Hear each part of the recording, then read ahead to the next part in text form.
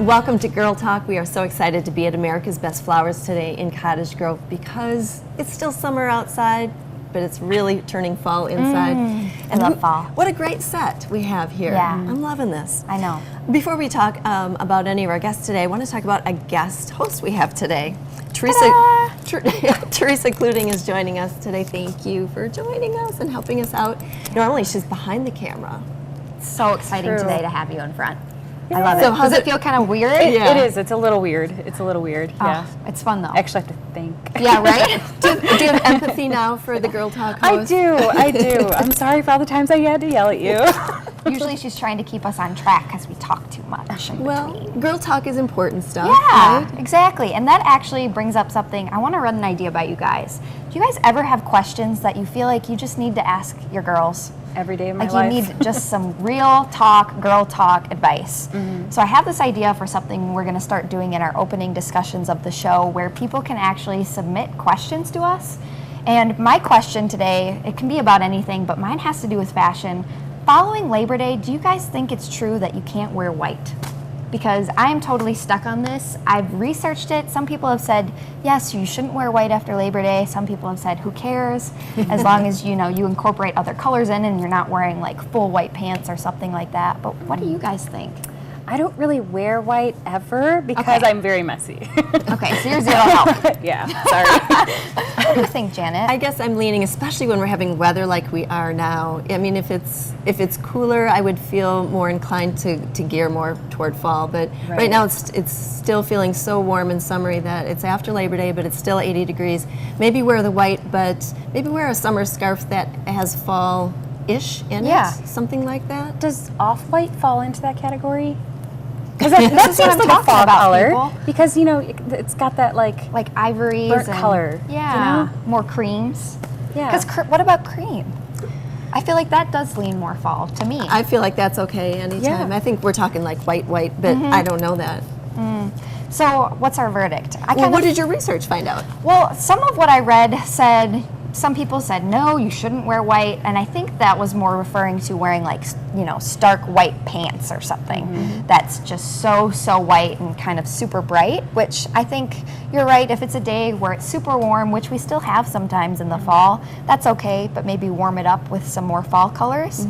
But as far as just using white in general, it kind of said, feel free to incorporate that into your outfit, that those rules don't really apply anymore. And, I wonder what got it started.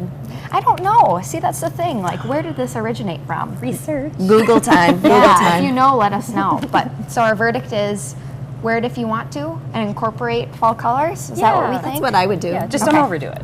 Just don't overdo it. Thank you guys. My question has now been answered. But if you guys have questions that you want us to answer or get our opinions on, you can submit them to our Facebook page. And you can find us at Girl Talk on Facebook and post it or message us. We'll be happy to answer. I think that'd be fun. I think so too. Yeah. Well, let's talk about our guest today. We will learn a little bit more about fall decoration for your home, your yard, that kind of thing. So looking forward to that. I love fall. Love fall too. wardrobe and these sorts of fall decorations. Sweaters, leggings, Yeah. coffee. But we're also meeting with Float Factor. Now, we've talked about flotation therapy before, but we're going to be talking about an infrared sauna. I don't know that much about them. Do you guys ever use those? I've never done it. Me neither. I've wanted to. Yeah. I've wanted to because there are a lot of health benefits. So We're missing you today, Jessa, I was because just going to say. Jess is a big fan of the infrared sauna, so wouldn't you know it, she's not going to be here today for that discussion.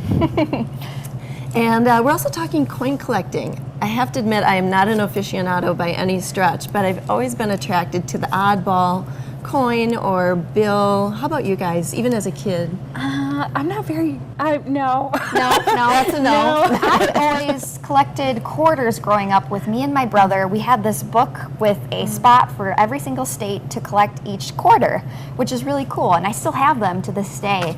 And I've also kind of kept just money from traveling to different countries or if my parents would ever go to different countries. And my grandpa, it was always his thing. Every single holiday, he would give me a $2 bill. So I have a huge collection of $2 bills. Yeah. I will say my dad does have a collection, and I did like going over that with him, but not myself. Right. I'd like to learn more though, because for me it's just in a baggie in my drawer, and I'd love to figure out how to, make more use out of it and maybe display it. And our next guest is just the guy to talk to. We'll be talking to John Krieger with a coin company, or a coin business, I guess, coin collecting business. We'll learn more and see you on the other side of the break.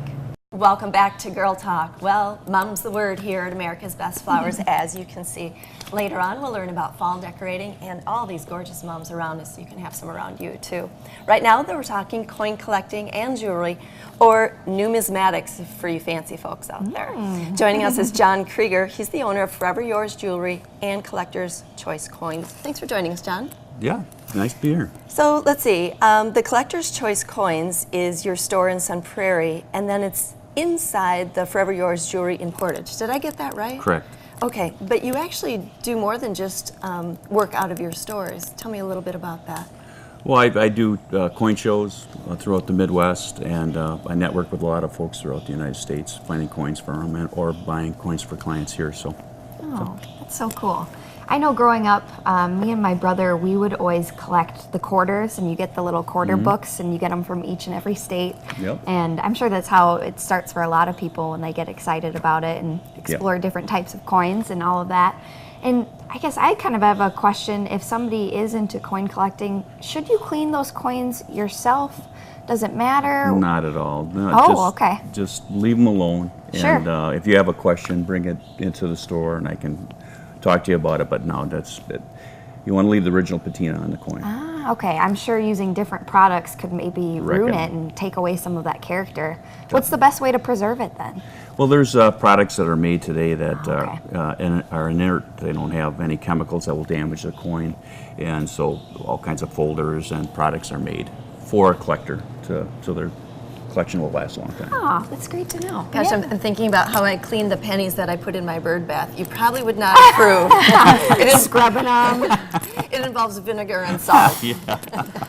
Not approved. So I wonder, what about paper money? Paper money is there's nice holders to keep it straight, and you know, and it'll display it. You can handle it without getting your finger oil all over it. You know, so there's that. That's a good there's all point. kinds of fun things. Because you don't really think about the oils that you have in your hands when you're, touching those things and probably destroying it. And I know for me, I've collected just some different paper money from different countries that I've gone to or family, and so to be able to preserve it, that's important. Right. Right. So not between the pages of a book. No, I mean, there's nothing wrong with that. It's just that you forget about That's it. what I did, a plastic baggie. Let's talk about the jewelry end of things. You work with folks in used and new jewelry. Yeah, Tell in us my a little part, more. I do recycling, and people have damaged jewelry and stuff they don't want anymore. They bring it in, and I weigh it and pay for it.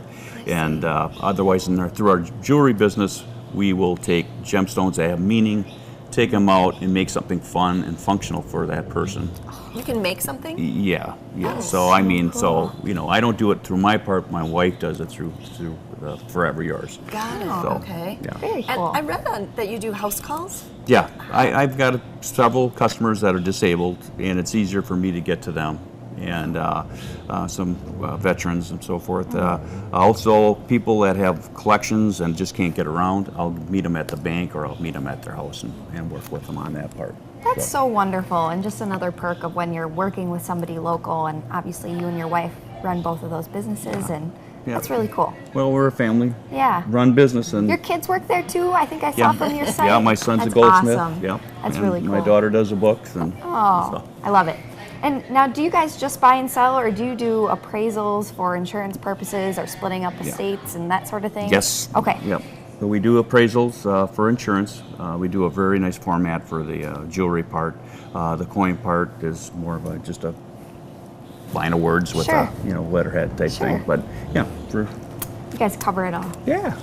So I'm really good at losing money, not very good at collecting it. So I'm a little new, but what exactly is a trade show, and are there some in the area? There's one going to be coming up on October 29th in Madison at the Sheridan, and that's the Madison Coin Club. And so if you're interested in coins, it's a great opportunity to meet a lot of coin dealers from throughout the state and surrounding area, and also to get involved in learning about the club, which is $5 to join for a year. Oh, what a cool activity to do as a family, I would think. Do something with your kids. It's great. great hobby to have. A lot of history, a lot of history to learn. All righty. Well, thank you, John Krieger. Thank you. From Collector's Choice Coins. And you can check out I think you have a tab on, or a link on your website for coin shows throughout the area. All righty. And we're at America's Best Flowers. We'll be right back. And welcome back to Girl Talk. We are filming today at America's Best Flowers in Cottage Grove. And fall is in the air totally around here. It still feels like summer outside, but inside here, very fallish, loving all these mums. We're going to learn more about getting these mums into your home, in your yard, and some other fall decorations too. Looking forward to that. Excited. Right now, joining us though is Maria Welch. She's the owner of the Float Factor. Now, we've talked about flotation therapy before, but we're talking about an infrared sauna that you have today, which is kind of new for me. I don't know that much about them. So let's start at the beginning with what's the difference between an infrared sauna and, I guess, a regular sauna? Yep, so the traditional sauna that people kind of know about. So that works by heating the air. So it heats hot rocks or creates steam to heat the body indirectly. And the temperatures in those saunas can get up to 190 degrees, so they're really not recommended to use for more than 15 to 20 minutes. Wow.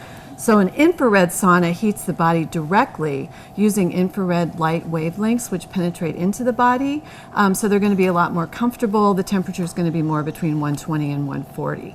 And you don't have all the moisture that you would have in a steam sauna. I love that because I think I've had the experience in a regular sauna where you end up sitting in there and you feel like you're going to pass out. Or you can't breathe. Yeah, and Exactly. I hate that feeling. And I know you've kind of talked to me a little bit about how this works differently and obviously heating your body. And I think for some people who maybe haven't done it before, that may sound a little scary, I guess, heating your body up. Right. Is that safe to do on a regular basis? Absolutely. Okay. It's not like a microwave. But infrared waves are a naturally occurring wavelength from the sun. Okay. So it's a light wavelength, but you experience it as heat. Sure. And it actually is used by hospitals to warm newborn infants. Oh. So very safe. Doesn't get safer than that. Yeah. I love it. So aside from being a great way to warm up on a cold day, what are some of the benefits? Infrared saunas have a lot of benefits.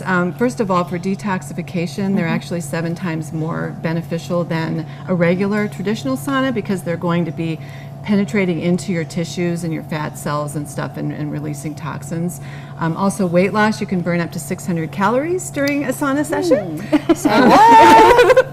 Heart health, it can help lower blood pressure. It's great for your skin.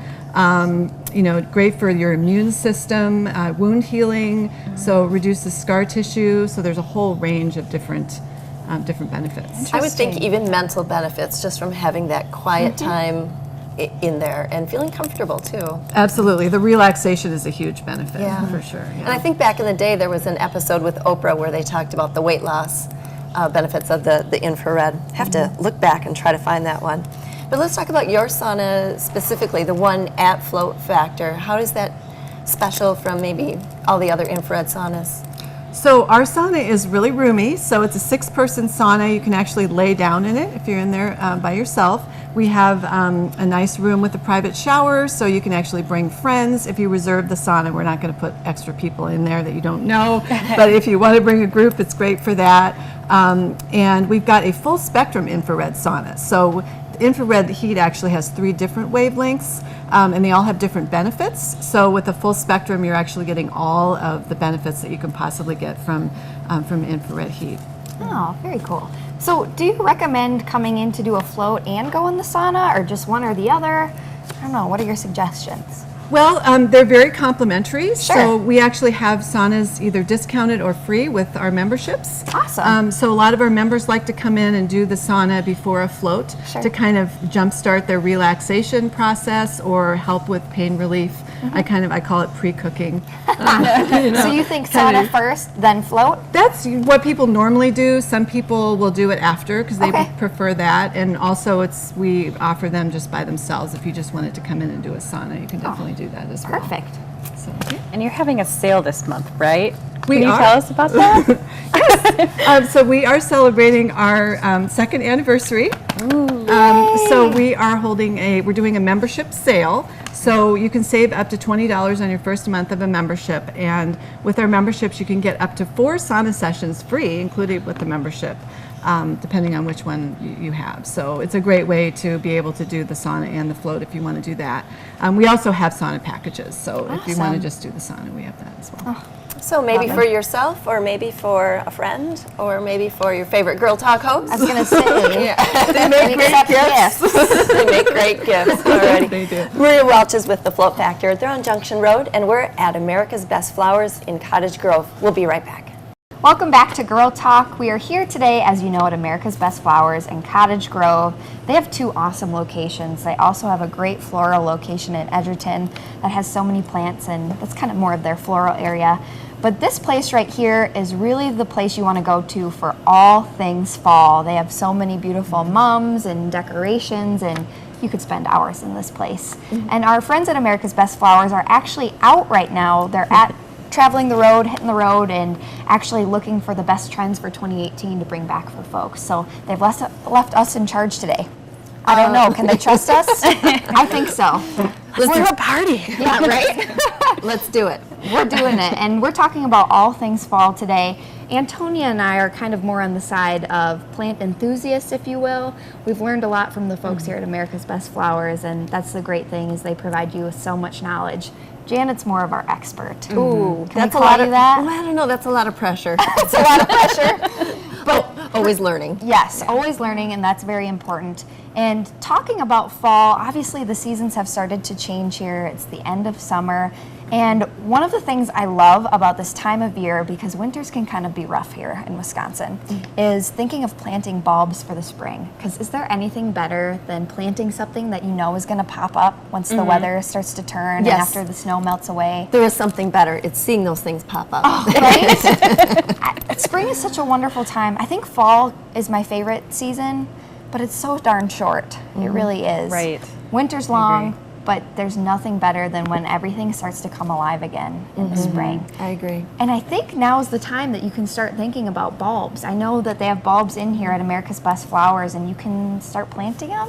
I would say at least start shopping Okay. for them. Yeah, the daffodils and the tulips and the crocus and I all love of those daffodils. things. I know, and there's so many varieties from the back in the day when you just kind of had a few, it seemed. But if you are thinking of planting bulbs, maybe wait till after the first frost. Okay. Because if you put them in now while it's, and it is still quite warm right now, they might start to grow. And then they lose energy for when we want them to be especially robust in the spring. Would it So ru- start shopping.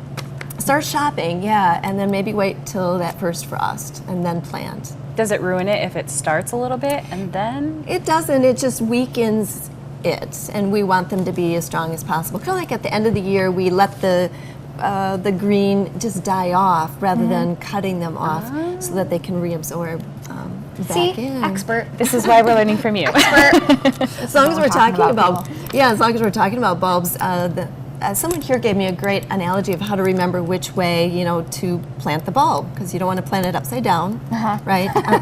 And it doesn't work That out sounds well. like something I would do.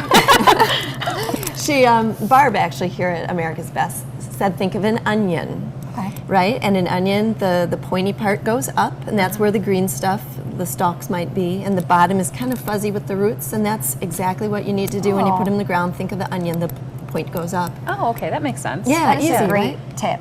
It That's is a great awesome. tip. I've never heard that, and yet it makes complete sense. Perfect sense. And one of the beautiful things here at America's Best Flowers right now is the mums. Have you guys checked out the mum field in the back? Have you Yes. seen that? It's No, maybe in the parking lot? Not in the parking lot. It's actually in the back. If you go behind the greenhouses, they have this huge, beautiful field of mums where they grow the mums before they get potted. No, I haven't. I did not know. it's gorgeous. We'll go You should peek check it after okay. the show. Yeah. But they have literally, we've got some great ones around us right now, all different colors. And this one's actually a multi-color. Is that right? We've got a couple different colors together? I'm trying to see if there's actually extra plants inside of here. It's hard to tell. It's so dense, and gotta love them. Really Do you guys beautiful. have a favorite mums color? Every year I struggle when I buy mums because it's like, oh, I like that one. Oh, I like that one. I know. And pretty soon I have 8. I'm a huge fall color fan, so I really like these. Like it's got that burnt orange kind of. I think I love the deep red kind of mahogany. tones. Oh yeah. And I want them all. Yes, but I would happily accept all of them. please. And also decorating for fall is so much fun. I just have a little porch that comes off my apartment, but that doesn't stop me from decorating it. But I love incorporating straw, corn stalks, all sorts of different plants. Do you guys decorate for fall?